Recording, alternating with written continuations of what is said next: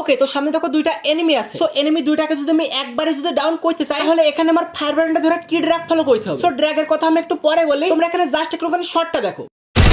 So শটটা কিন্তু অনেকটা অ্যাগ্রেসিভ লেভেলের ছিল। আর এখানটায় আমি যদি তোমাদের একটুখানি শটটা স্লো মোশনে দেখাই, তাহলে তোমরা স্পষ্ট এখানে বুঝতে পারবে। প্রথমে এখানে দেখো একটা এনিমির হেডশট লাগলো, তারপর এনিমিটার মাথা থেকে মনে করো কারেন্টটা ঘুরে গিয়ে আবার মনে করো হেডশট লাগলো। সো এরকম হ্যাকার লেভেলের হেডশট মারার জন্য তোমাদেরকে কিন্তু কখনোই রোটেশন ড্র্যাগ কিংবা ডাউন ড্র্যাগ ইউজ করলে হবে না, তোমাদেরকে অলওয়েজ সলিড ড্র্যাগটা ইউজ করতে হবে। সলিড ড্র্যাগ বলতে তোমার ফায়ার ব্র্যান্ডটা ধরে তুমি একদম সলিড উপরের দিকে তুমি ড্র্যাগটা করে দিবে, আর এটা করলে কিন্তু ইজিলি হেডশট লাগবে। আর তোমাদের হেডশট মারার সবথেকে একটা বড় ভুল হচ্ছে, তোমরা ওয়ান ট্যাপ হেডশট মারার ক্ষেত্রে তোমরা যেমন রোটেশন ড্র্যাগ তারপর এখানে ডাউন ড্র্যাগ এরকম ধরনের ড্র্যাগ ফলো করো, এরকম সেম ড্র্যাগ তোমরা এখানে এসএমসি গান দিয়ে হেডশট মারার ক্ষেত্রে ইউজ করো। আর এটা কিন্তু তোমাদের সবথেকে বড় একটা মিস্টেক। বাই ওয়ান ট্যাপ হেডশটের ক্ষেত্রে একরকম ড্র্যাগ, আর এখানে তোমাদের ড্র্যাগ হেডশট মারার ক্ষেত্রে আরেক রকম ড্র্যাগ ইউজ করতে হবে। তোমরা যদি সব ক্ষেত্রে একই রকম ড্র্যাগ ইউজ করো, তাহলে তো কখনোই হেডশট লাগবে না, এটা তো কনফার্ম। গাইস, অটো হেডশট মারার এমন পাঁচটা মিস্টেক, যে মিস্টেক পাঁচটা তোমরা কিন্তু ম্যাক্সিমাম প্লেয়ার করে থাকো, যার কারণে তোমাদের কখনোই কিন্তু one tap headshot drag headshot কখনোই কিন্তু লাগে না। ওকে, তো গাইস সেকেন্ড যে মিস্টেকটা আসে সেটা হচ্ছে, তোমরা যখনই লং রেঞ্জ থেকে ড্র্যাগ করো এবং কি তোমরা যখনই শর্ট রেঞ্জ থেকে ড্র্যাগ করো, তখন তোমরা একটা ভুল করে থাকো। ভুলটা হচ্ছে তোমরা শর্ট রেঞ্জ থেকে যেরকম মাপে ড্র্যাগ করো, আবার লং রেঞ্জ থেকে তোমরা সেম ভাবে ড্র্যাগটা করে, যার কারণে তোমাদের লং রেঞ্জ থেকে তো কখনো হেডশট লাগে না, আর শর্ট রেঞ্জ থেকেও কিন্তু কখনো হেডশট লাগে না। সো তোমাদের এক্স্যাক্টলি কি করতে হবে, তুমি যখনই শর্ট রেঞ্জ থেকে ড্র্যাগ করবে তখন তুমি অনেকটা জোরে ড্র্যাগ করবে। অনেকটা জোরে বলতে তুমি এখানে রোটেশন ড্র্যাগ কিংবা এখানে ডাউন ড্র্যাগটা ইউজ করতে পারো। আর যখন তুমি লং রেঞ্জ থেকে ড্র্যাগটা করবে, তখন তুমি কখনো এখানে উল্টো পাল্টা কোনো ড্র্যাগ করবে না, মানে ডাউন ড্র্যাগ কিংবা রোটেশন ড্র্যাগ তুমি কখনো ইউজ করবে না। তুমি এখানটায় সলিড ড্র্যাগটা ইউজ করবে। সলিড ড্র্যাগ বলতে এখানে যে এক্সট্রা ড্র্যাগটা আছে, এই ড্র্যাগটা তোমাকে সবসময় ইউজ করতে হবে। গাইস, তারপরে মিস্টেকটা হচ্ছে তোমাদের পারফেক্ট ফায়ার ব্র্যান্ড সাইজ আর তোমাদের ফায়ার ব্র্যান্ডের পজিশন, আর তোমাদের ফায়ার ব্র্যান্ডের সাইজটা তোমরা কখনোই ঠিক করতে পারো না, যার ফলে তোমরা যত টিপস এন্ড ট্রিক্স দেখো আর তোমরা যত চেষ্টা করো না কেন, তোমাদের কখনোই কিন্তু হেডশট লাগে না। সো তোমাদের পারফেক্ট ফায়ার ব্র্যান্ডের পজিশন বলতে তোমরা এখানটায় যে লুট আইটেম দেখছো না, এই লুট আইটেমের মাঝখান দিয়ে যে একটা লাইন গেছে, এই লাইনের মিডল বরাবর তোমরা তোমাদের ফায়ার ব্র্যান্ডে রাখবে, আর এখানটায় রাখলে তোমাদের কিন্তু ফায়ার ব্র্যান্ডের পজিশনটা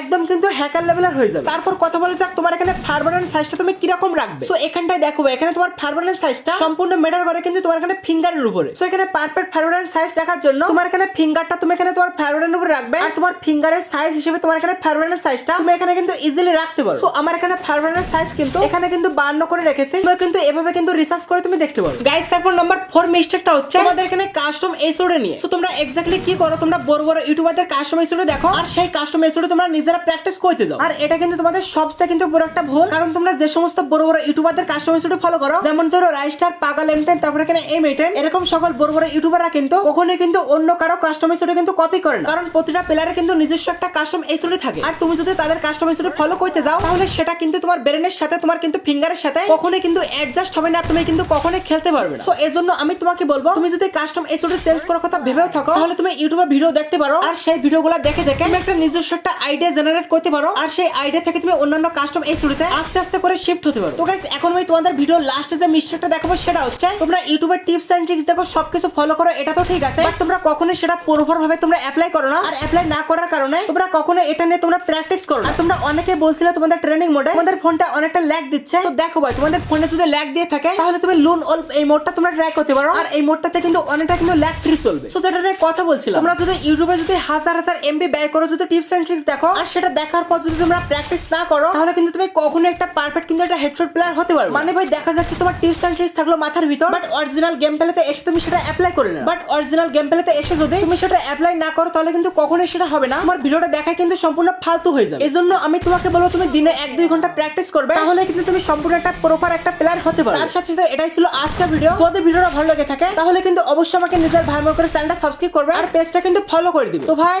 আজকে টাটা, বাই বাই।